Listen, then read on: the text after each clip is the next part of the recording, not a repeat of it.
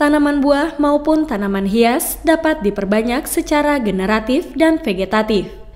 Perbanyakan secara generatif adalah dengan menggunakan biji. Perbanyakan dengan biji biasanya hanya dilakukan pada beberapa jenis tanaman buah yang tidak berkayu, seperti pepaya dan semangka. Kelemahan perbanyakan dengan biji adalah keragaman yang timbul akibat penyerbukan silang kedua tetuanya, sehingga hasil semaian biji dapat berbeda sekali dari sifat tetuanya. Namun demikian, ada manfaat yang diperoleh dari perbanyakan biji, yaitu untuk penyediaan batang bawah yang akan dimanfaatkan untuk perbanyakan vegetatif, seperti pada teknik sambung dan okulasi. Perbanyakan secara vegetatif adalah proses perbanyakan tanaman dengan menggunakan bagian-bagian tertentu dari tanaman, seperti daun, batang, cabang, pucuk, umbi, dan akar untuk menghasilkan tanaman baru yang sama dengan induknya. Keunggulan perbanyakan vegetatif antara lain adalah menghasilkan tanaman yang memiliki sifat yang sama dengan induknya. Tanaman lebih cepat berbunga dan berbuah, bentuk tajuk rimbun dengan percabangan pertama dekat dengan permukaan tanah, dan dapat menggabungkan berbagai sifat yang diinginkan. Perbanyakan tanaman secara vegetatif dapat dilakukan dengan berbagai cara, antara lain stek, cangkok, okulasi, sambung, susuan, dan juga perbanyakan modern seperti kultur jaringan. Secara umum perbanyakan tanaman buah-buahan ada beberapa cara yang kita bisa lakukan. Pertama, kita menggunakan biji sebagai alat perbanyakan. Tapi cara ini kurang dianjurkan karena hasil tanaman dari biji biasanya sering menyimpang dari kedua induknya. Karena masalahnya tanaman dari biji itu terbentuk dari hasil persilangan antara induk jantan dan induk betina. Sehingga turunannya itu akan menghasilkan kualitas yang berbeda dari induknya. Walaupun kedua induknya itu bagus gitu ya. Makanya itu dalam perbanyakan selanjutnya dianjurkan dengan perbanyakan vegetatif, ya artinya perbanyakan yang bukan dari biji, yang nanti dibagi lagi bisa dengan cara cangkok, stek, atau perbanyakan yang kombinasi antara perbanyakan dari biji dengan bahan vegetatif lainnya, yaitu okulasi dan cangkok. Yang dianjurkan sekarang ini adalah perbanyakan tanaman buah-buahan dengan cara perbanyakan selain dari biji, yang namanya itu perbanyakan vegetatif ya. Ada perbanyakan vegetatif itu nanti dibagi lagi cara-caranya, ada perbanyakan dengan cara cangkok, ada juga perbanyakan dengan stek, dan ada lagi kombinasi perbanyakan dari biji dan vegetatif, yaitu okulasi dan sambungan ya. Mengapa kita tidak menganjurkan perbanyakan dari biji? Seperti saya katakan tadi, selain kualitas buahnya itu menyimpang dari induknya, juga masa berbuah pertamanya itu lama ya. Karena keuntungan perbanyakan vegetatif itu punya keunggulan lain dibandingkan dengan perbanyakan dari biji ya. Kalau perbanyakan vegetatif keuntungannya antara lain masa berbuah pertamanya cepat atau berumur ganja. Terus kualitas buahnya persis sama dengan indukannya gitu. Selain itu kita bisa memperbanyak secara massal, artinya membuat bibit dalam jumlah banyak dalam waktu yang singkat gitu. Ini adalah salah satu perbanyakan durian dengan akal-akalan menambah jumlah perakaran sehingga pengambilan nutrisi atau hara dan air lebih banyak lagi dibanding dengan memakai satu mata tunas yang ke atasnya itu. Dengan menambah perakaran menjadi 5 perakaran, 5 batang bawah yang dipakai untuk okulasi ini, sehingga hara atau nutrisi dan air akan lebih banyak sehingga pertumbuhan tanaman itu menjadi lebih vigor. Lebih vigor diharapkan pertumbuhan tanamannya lebih cepat berbuah gitu ya, dibandingkan dengan yang menggunakan tunggal batang bawah.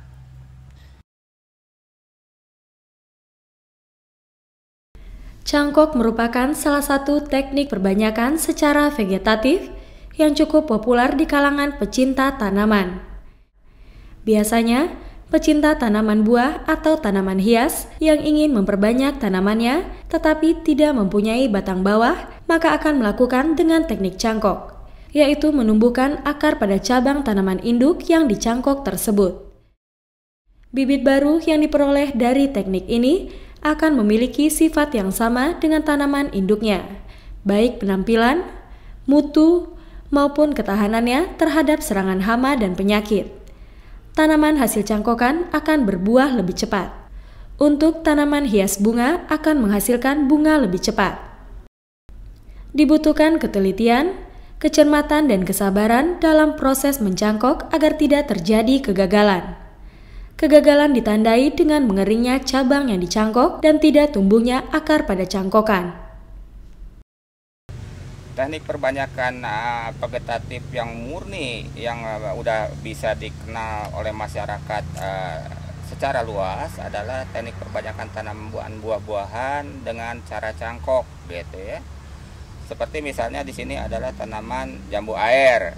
Sedangkan tanaman lain yang bisa dicangkok misalnya delima, sawo, terus lengkeng, terus mangga, contohnya itu.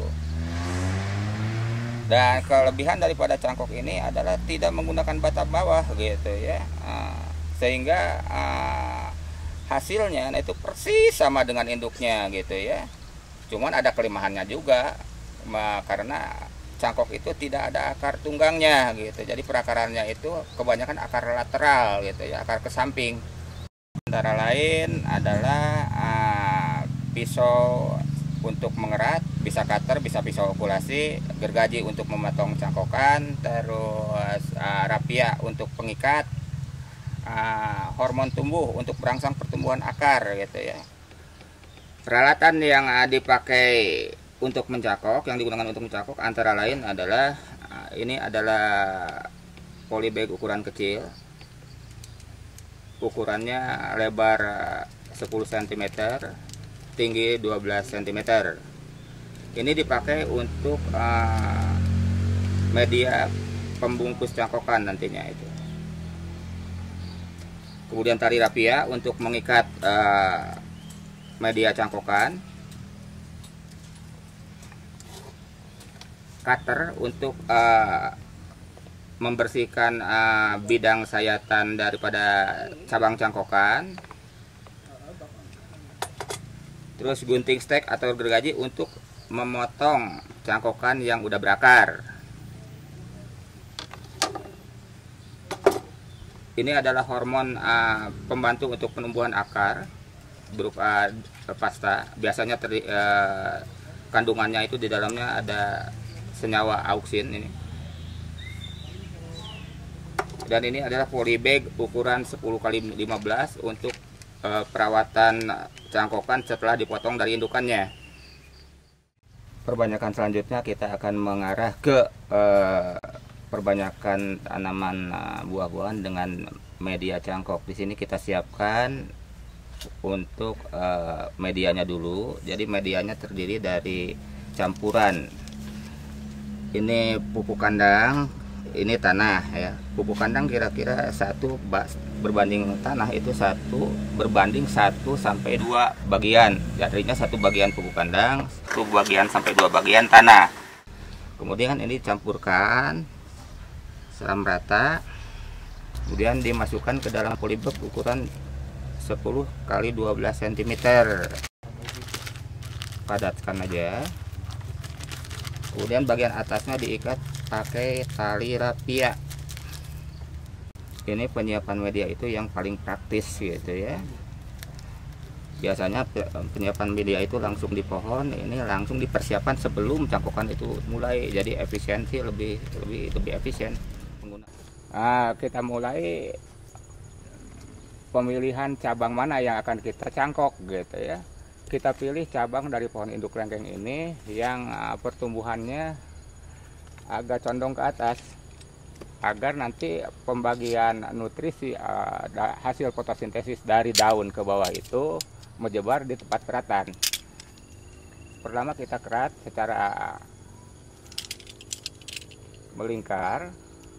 Kita kerat batang lengkeng yang ukurannya kira-kira sebesar telunjuk ini secara melingkar dengan panjang keratan sekitar 3-4 cm, pas kulitnya gitu. Zat pengatur tumbuh ini berupa tepung sebetulnya, terus ditambahin air sehingga berupa pasta. Akhirnya nanti ini dipakai telunjuk, ditaruh di sayatan bagian atas. Ini komposisinya biasanya ini di dalam JPT itu tergantung zat pengatur tumbuh seperti campuran auksin, jenis auksin dalam bentuk IBA dan IAA. Dan yang putih sendiri yang banyak itu adalah carrier-carriernya sendiri terdiri dari, biasanya terbuat dari kerang yang sudah digiling halus gitu. Setelah itu dibiarkan dulu agak kering. Ini adalah media cangkok yang akan kita pakai untuk pembungkus sayatan cangkok tadi. Ini dengan cara begini akan lebih praktis dalam pengerjaannya. Cangkok ini kita belah dua.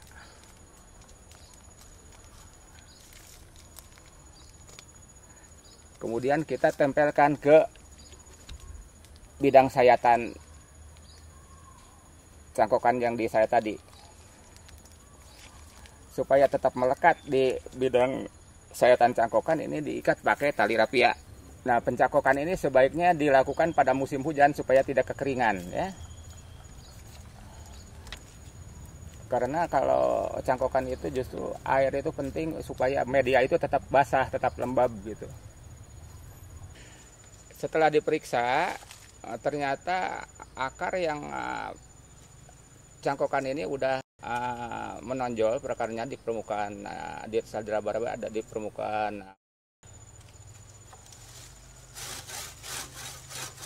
Kita gergaji aja untuk pemisahan cangkok dari induknya kira-kira 5 cm dari sayatan bagian bawah.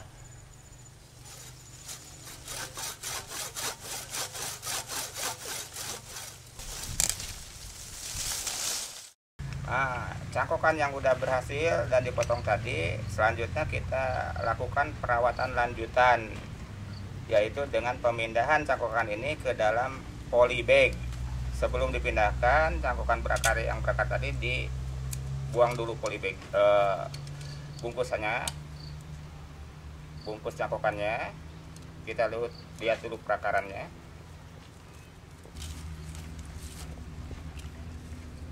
Ini adalah perakaran daripada hasil cangkokan tadi.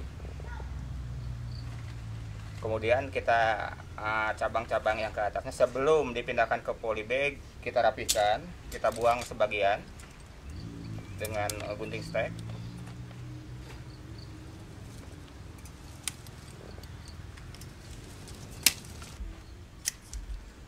Setelah dirapikan, kemudian kita pindahkan ke polybag ya. Polybagnya ukuran 10 x 15 cm. Medianya terdiri dari campuran tanah dengan pupuk kandang dengan perbandingan 1:1 atau 1 sampai tanah, artinya tanah 1 bagian, pupuk kandang 1 bagian.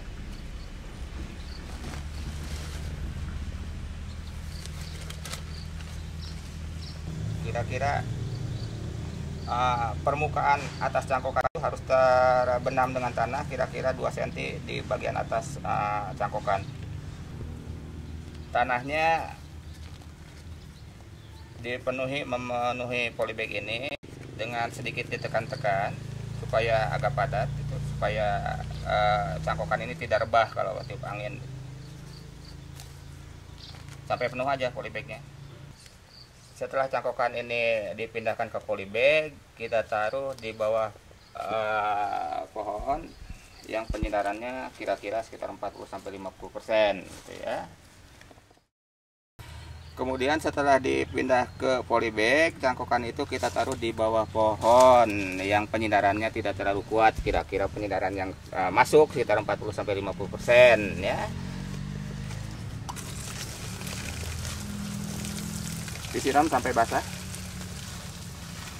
Kalau tidak ada hujan, biasanya penyiraman dilakukan 2 hari sekali kalau tidak ada hujan. Kalau tadi kita mencangkok lengkeng ya, dari satu cabang itu hanya satu cangkokan. Untuk efisiensi bahan cangkokan yang akan digunakan, terutama cabang yang digunakan itu bisa dicangkok beberapa banyak cangkokan, lebih dari 2 cangkokan. Di sini kita pakai pohon, kebanyakan pohon delima hitam ya. Bisa lebih dari satu cabang yang dicangkok itu bisa lebih daripada 2. Di sini dicangkokkan dari satu cabang itu bisa jadi 7 cabang. Jadi efisiensi cabang yang dipakai itu lebih irit gitu ya, untuk penghematan cabang. Perlakuan selanjutnya pengerjaannya adapun dan pemotongan pasca cangkokan udah tumbuh itu sama seperti pada lengkeng tadi gitu.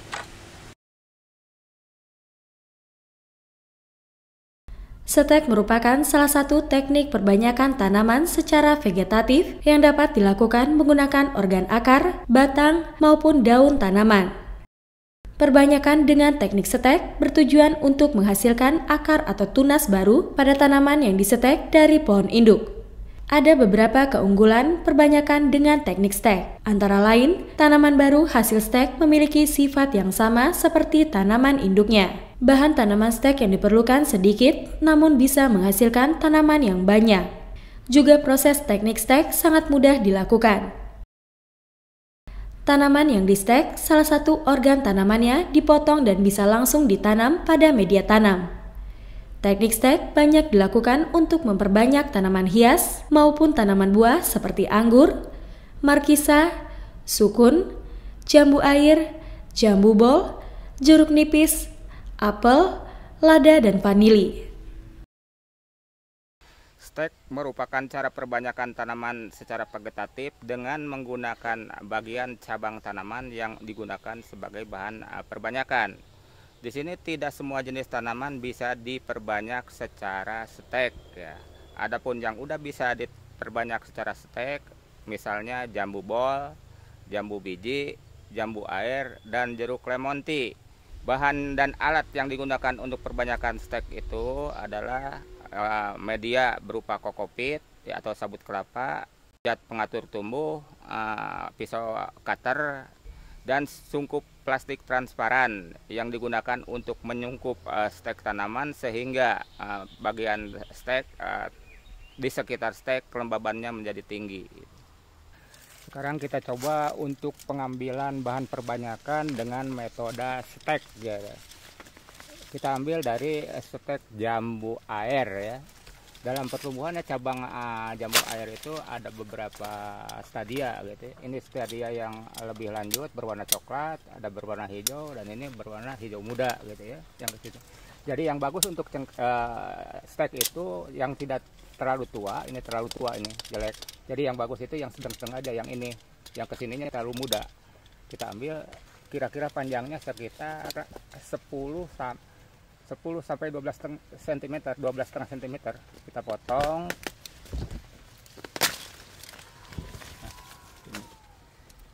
Panjangnya sekitar 10 sampai 12,5 cm. Daunnya sisakan seperempat daripada helai daun stek. Maksudnya nanti ini supaya daun itu tetap berfotosintesis sehingga mengisi batang bawah ini. Jadi sumber karbohidratnya diisi dari daun ini. Karena daun, tanpa daun nanti kekurangan karbohidrat di sini gitu.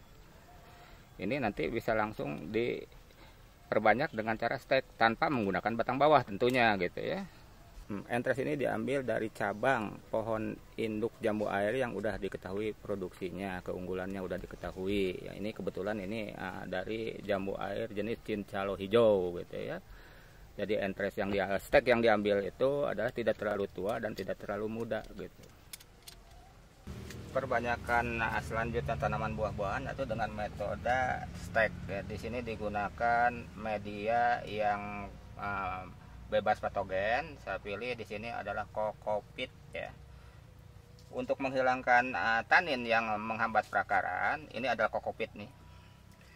Kokopit sebaiknya direndam dulu di dalam ember selama 2 jam lebih kurang.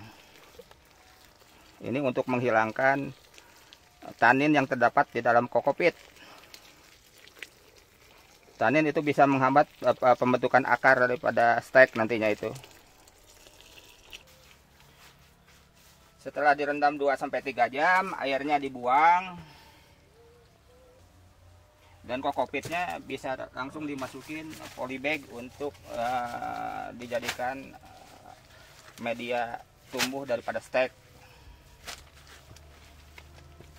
Untuk bahan pembantu membolongi media tumbuh kokopit ini, kita gunakan alat pembentuk batu tangkai yang sebesar ukuran pensil. Kita lubangi media ini kira-kira sedalam 2,5-3 cm.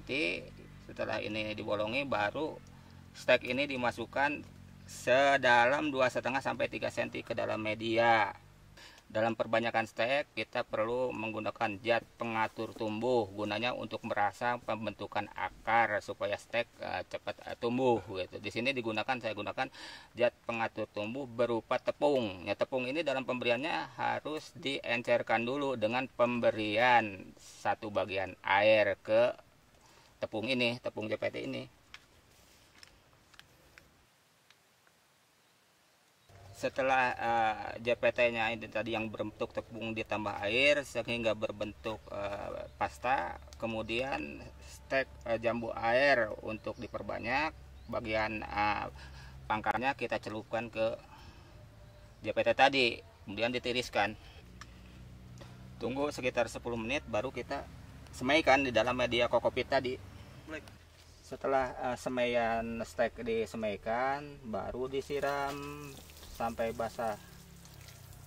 Penyiraman selanjutnya untuk perawatan bisa selang 3 hari sekali, ya. Untuk menjaga kelembaban di sekitar stek, perlu disungkup dengan plastik transparan. Kita gunakan alat pembantu untuk menjaga supaya ini tetap tidak berubah.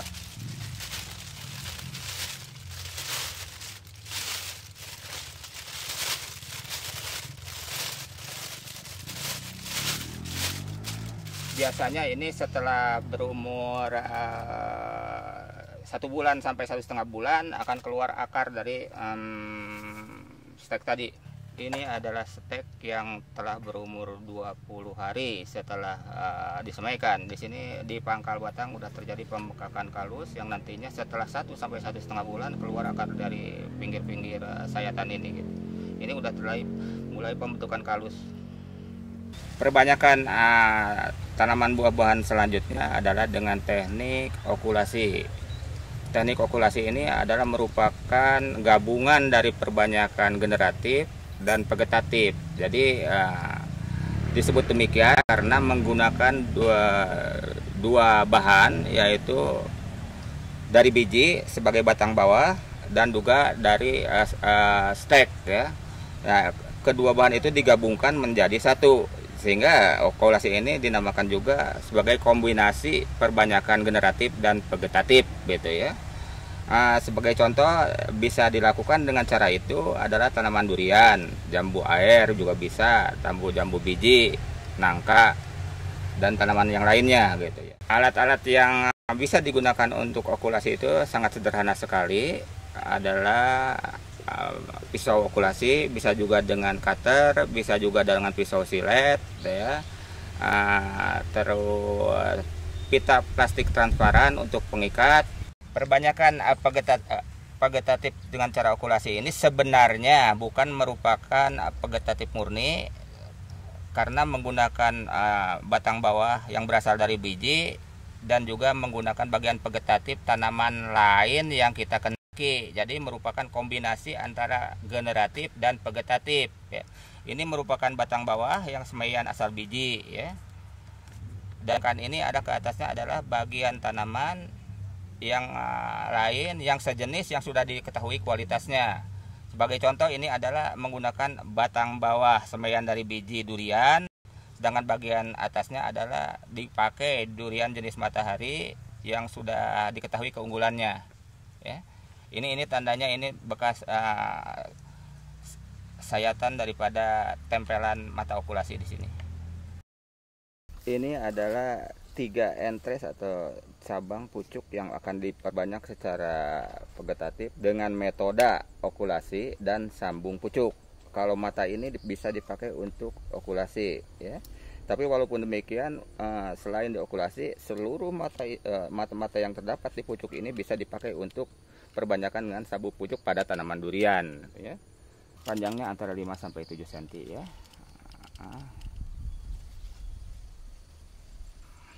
Oke. Ini adalah entres atau pucuk yang akan diambil untuk perbanyakan sambung pucuk pada tanaman durian, gitu ya. Jadi pengambilan entresnya itu entres atau istilah pucuk yang akan disambungkan, ya, untuk tanaman yang akan diperbanyak, gitu ya. Istilahnya ini entresnya itu jangan terlalu tua dan juga terlalu muda. Jadi kita lihat di lapangan itu keadaan kondisi pucuknya itu sedang keadaan dorman. Ini cukup untuk disambung, gitu ya. Panjangnya kira-kira 5-7,5 cm, ya. Alat bantu yang digunakan untuk proses pembuatan okulasi adalah berupa cutter, pisau silet, dan kantong plastik transparan, gitu ya. Kita gunakan pisau silet karena pisau silet itu tipis dan tajam, sehingga waktu dipakai untuk proses okulasi, penyayatan luka batang bawah, irisan batang bawah, dan pengambilan mata tunasnya itu menjadi rapih, gitu ya, karena tajamnya itu. Terus kantong plastik ini dipakai untuk mengikat ikatan okulasi. Caranya kantong plastik transparan ini dikerat, disayat selebar kurang lebih 1 cm. Ya, inilah hasilnya. Nanti ini plastik ini dipakai untuk mengikat tempelan atau okulasi durian yang dipakai kira-kira sepanjang berapa senti, 5 cm, dipotong aja. Nanti setelah dipotong nanti ditarik lagi supaya tambah tipis dan elastis, gitu. Setelah ini baru kita pakai untuk mengikat okulasi. Baiklah, kita mulai perbanyakan okulasi pada tanaman durian, dimana umur batang bawah durian ini sekitar 3 bulanan. Kita menggunakan perbanyakan durian dengan teknik okulasi dengan menggunakan alat pembantu, yaitu silet yang tajam dan tipis sehingga bidang sayatannya itu menjadi halus, gitu ya. Di sini diperlukan entres durian yang tadi kita ambil, di mana mata tunas ini adalah mata tunas ini yang belum tumbuh, dalam istilahnya itu dalam keadaan bawahnya selebar 6 mili, sepanjang kira-kira 2 cm. Kita ulangi lagi dari atas ke bawah. Kemudian 2/3 daripada lidah setelah kita buka sepanjang kulitnya itu sepanjang 2 cm. Lidah kulitnya itu kita potong 2/3 bagiannya. Maksudnya nanti untuk menyelipkan mata entres atau mata tunas okulasi yang akan diokulasi, gitu. Kemudian setelah itu kita ambil mata tunas okulasi dalam kondisi dorman, ya, itu tidak tumbuh, gitu ya. Penyayatan dari atas ke bawah. Hati-hati jangan sampai nanti tangannya kena silet, gitu ya. Ini juga sama, sepanjang kira-kira 2 cm. Sudah, kita keluarkan mata tunasnya dengan melepas kayu dari, caranya diputar-putar kiri kanan setelah diikat.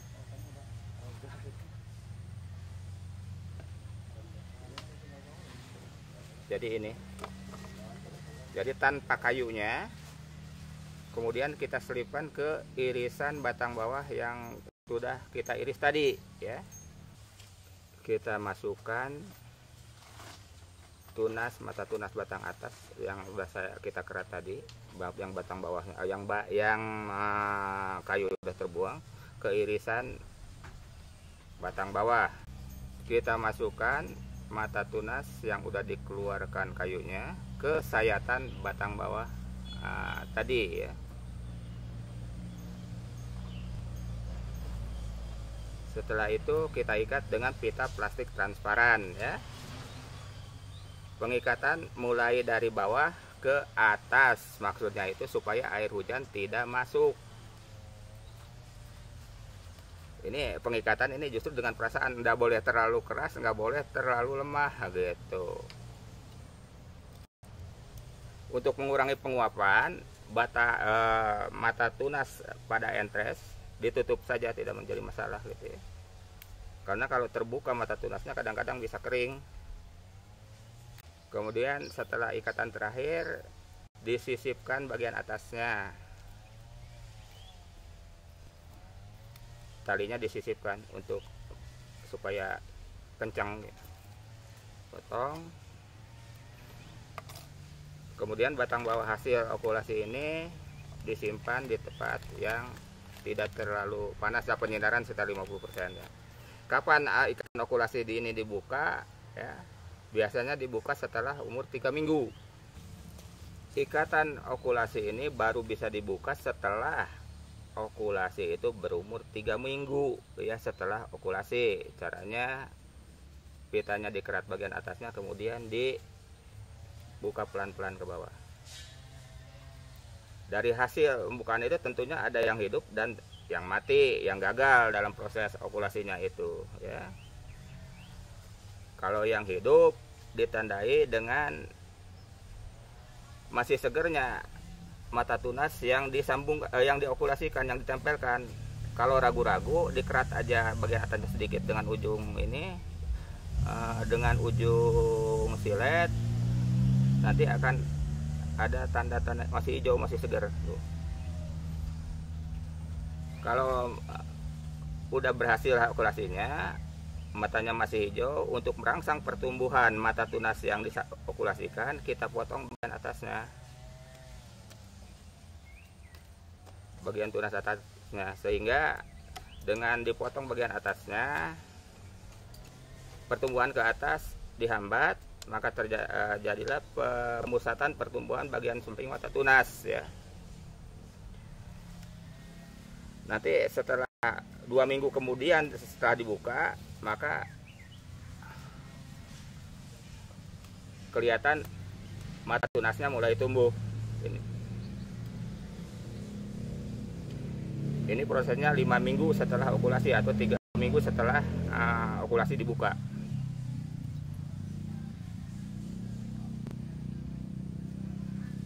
Nah, untuk okulasi yang gagal ditandai dengan mengkerutnya.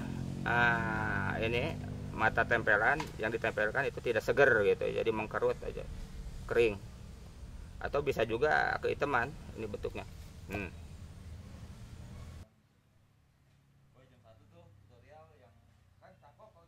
Teknik sambung merupakan salah satu cara perbanyakan tanaman secara vegetatif yang banyak dilakukan oleh para petani dan penangkar bibit buah-buahan. Teknik sambung dilakukan dengan menyambungkan atau menyisipkan batang atas ke batang bawah. Batang bawah yang digunakan bisa berasal dari biji, stek, bahkan tanaman yang sudah tua untuk diremajakan atau diganti dengan varietas baru. Contoh tanaman yang dapat diperbanyak dengan teknik sambung yaitu mangga, manggis, sirsak, alpukat, jeruk, durian, jambu biji, jambu bol, dan serikaya.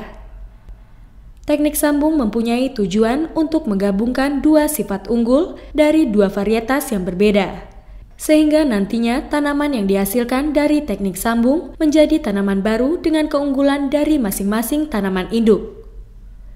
Untuk melakukan teknik sambung, perlu batang bawah dan batang atas. Batang bawah adalah batang yang memiliki akar.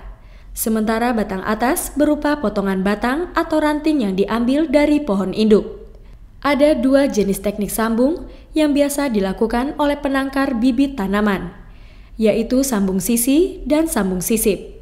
Sambung sisi adalah teknik sambung yang menggabungkan kedua sisi dari batang atas dan batang bawah. Sementara itu, sambung sisip merupakan proses teknik sambung dengan menyisipkan batang atas ke batang bawah yang sudah disayat.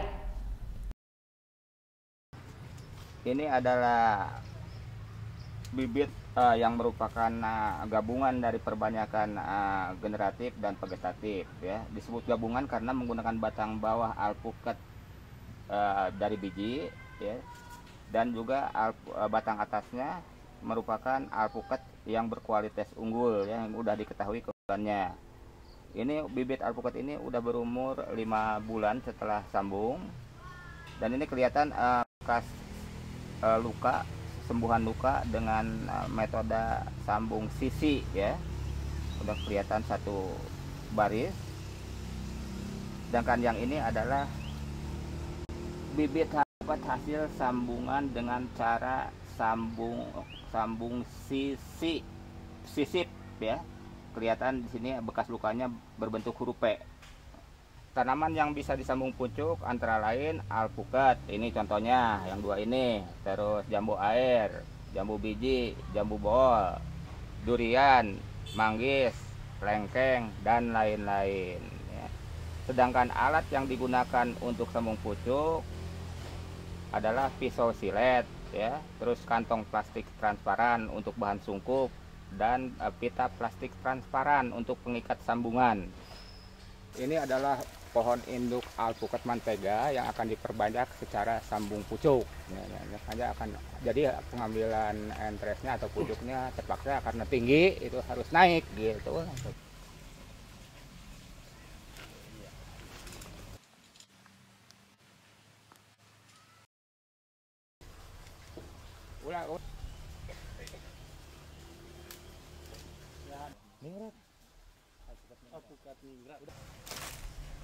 Ini adalah batang atas atau entres alpukat yang akan diperbanyak secara sambung pucuk. Pengambilan entresnya ini dilakukan pucuknya jangan terlalu tua dan jangan terlalu muda, dicirikan dengan berwarna hijaunya ini, gitu ya, cabang entresnya itu. Kemudian supaya tidak terjadi penguapan yang mengeputkan keringnya entres, segera pucuk-pucuknya, daun-daunnya itu dibuang, gitu.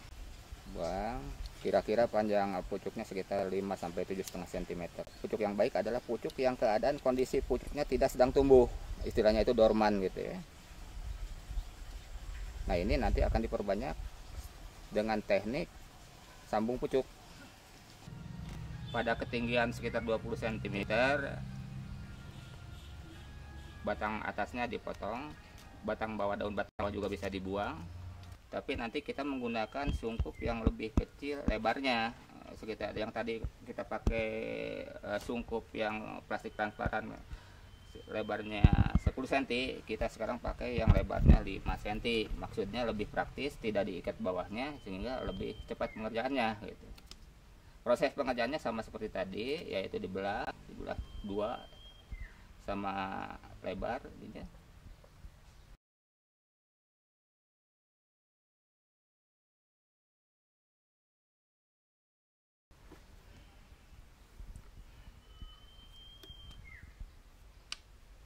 Ini saya tanya ini sama rapihnya antara kiri dan kanan, gitu. Kemudian disisipkan ke sayatan batang bawah.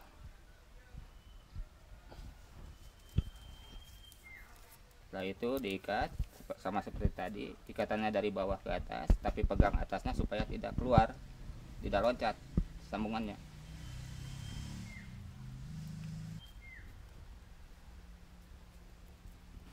Setelah diikat, kita sungkup dengan sungkup yang lebarnya 5 cm, biasa di pasaran ini dikenal dengan plastik es mambo.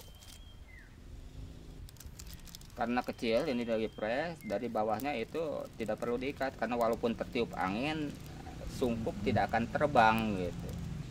Kapan ini sungkup itu dibuka? Nanti dibuka setelah sambungan berumur 5 minggu sampai 6 minggu setelah sambungan, ditandai dengan tumbuhnya tunas-tunas baru di pucuk yang disambungkan ini. Kita coba sekarang penyambungan alpukat dengan cara yang berbeda, yaitu hanya perbedaan dari segi penyayatan batang bawah dan batang atas atau entres alpukat. Kalau tadi disayat entres dan batang bawahnya dalam 1-2 sisi, kalau sekarang hanya satu sisi aja. Mula-mula kita potong setinggi 20 sampai 30 cm. Daunnya kita buang sebagian.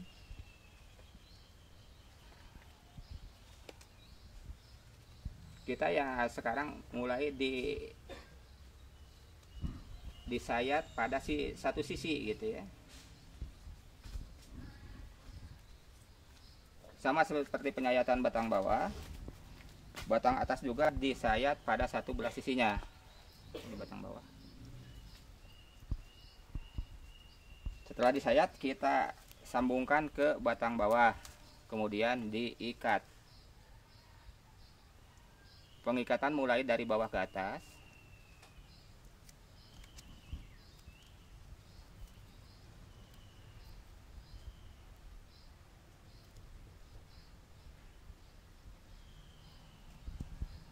Kemudian kita patenkan ikatannya supaya enggak lepas. Setelah itu supaya entres tidak kering dan kelembaban di sekitar entres itu tetap lembab, disungkup seperti tadi.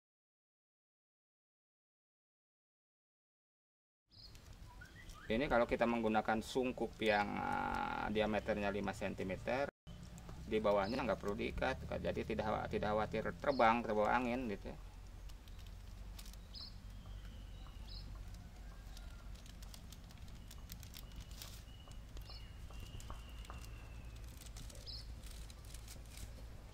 Setelah 4 minggu, sambungan yang disungkup dan ditaruh di bawah paranet dengan penyerahan 50%, kita periksa mana yang hidup dan yang mati. Kalau yang hidup ditandai dengan tumbuhnya tunas baru. Ini contohnya. Kalau udah terjadi pertumbuhan tunas baru, ikatan plastiknya bisa dibuka dan sungkup bisa dibuka. Ini tandanya. Udah hidup bisa dibuka. Untuk yang pakai sungkup yang kecil juga sama, cuman ini enggak diikat aja karena ini udah tumbuh tunas baru, dicopot aja. Sedangkan untuk yang mati bisa kelihatan dari mata tunasnya itu langsung hitam mata tunasnya. Tunas baru dicopot aja. Sedangkan untuk yang mati bisa kelihatan dari mata tunasnya itu langsung hitam mata tunasnya. Begitu juga untuk yang sungkup yang kecil, mata tunasnya kelihatan hitam.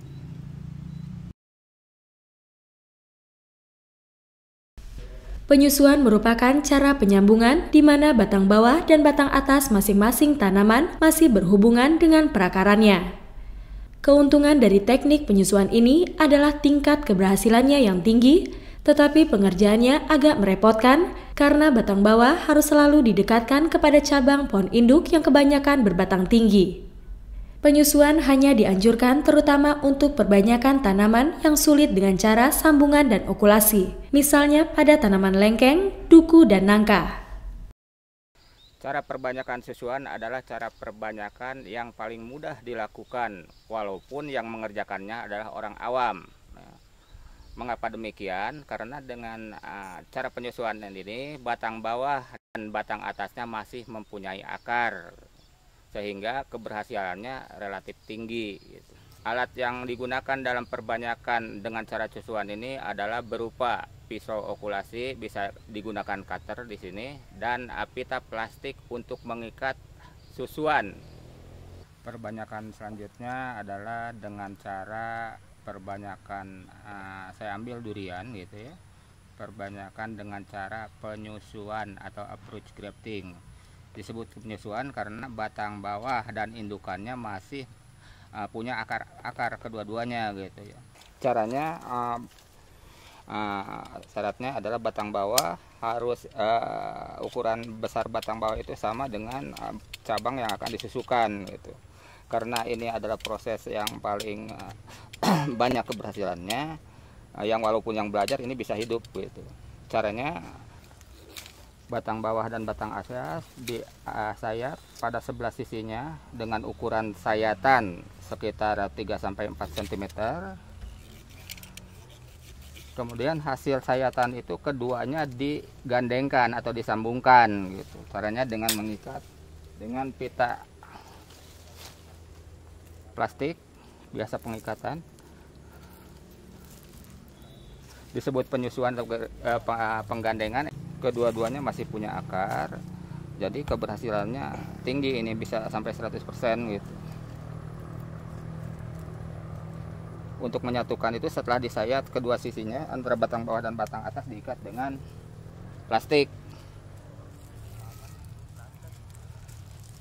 Ini kapan ikatan ini dibuka? Biasanya setelah 2-3 bulan ya dibuka. Setelah 3 bulan nanti batang bawahnya bagian atasnya dipotong, terus batang atasnya bagian bawahnya dipotong. Jadi yang tinggal adalah gabungan antara batang bawah dan batang atas yang ini yang kita kehendaki.